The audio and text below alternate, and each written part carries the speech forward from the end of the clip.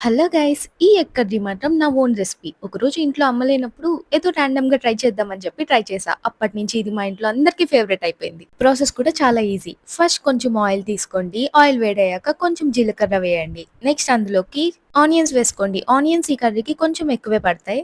ఎందుకంటే ఆనియన్స్‌తోనే మొత్తం కర్రీ అయిపోతుంది. ఆనియన్స్ కొంచెం గోల్డెన్ కలర్ వచ్చాక ఇప్పుడు ఇందులోకి స్పైసెస్ యాడ్ చేసుకోవాలి. కారం, ధనియాల పొడి, పసుపు, సాల్ట్ అండ్ గరం మసాలా. వీటన్నిటిని ఒకసారి మిక్స్ చేసేసుకొని ఇప్పుడు ఇందులోకి పెప్పర్ కూడా వేసుకోవాలి. పెప్పర్ కొంచెం ఎక్కువ వేసుకోవాలి. ఈ స్పైసెస్ అన్నిటిని ఒక 2 మినిట్స్ ఆనియన్స్‌తో పాటు మొత్తం కుక్ చేసుకోవాలి. నెక్స్ట్ ఇందులోకి వాటర్ యాడ్ చేసుకొని కొంచెం సేపు కుక్ చేసుకోవాలి. అండ్ ఇదే స్టేజ్‌లో మీరు స్పైసెస్ అన్ని సరిపోయాయో లేదో కూడా చెక్ చేసుకోవచ్చు. వాటర్ అన్ని పోయి కర్రీ అంతా దగ్గరయ్యాక ఇందులోకి మనం బాయిల్ చేసుకున్న ఎగ్స్ ఇలా హాఫ్‌గా కట్ చేసుకొని ఆ కర్రీలోకి యాడ్ చేసుకోవాలి. And that's it. 5 minutes cook చేసుకుంటే కర్రీ అంతా ఇంకొంచెం దగ్గరకవుతుంది. ఫైనల్‌గా ఎగ్స్ మీద కొంచెం పెప్పర్ అండ్ కొంచెం గరం మసాలా చల్లుకొని మీకు కావాలంటే కొత్తిమీర వేసుకొని సర్వ్ చేసేసుకోవడమే.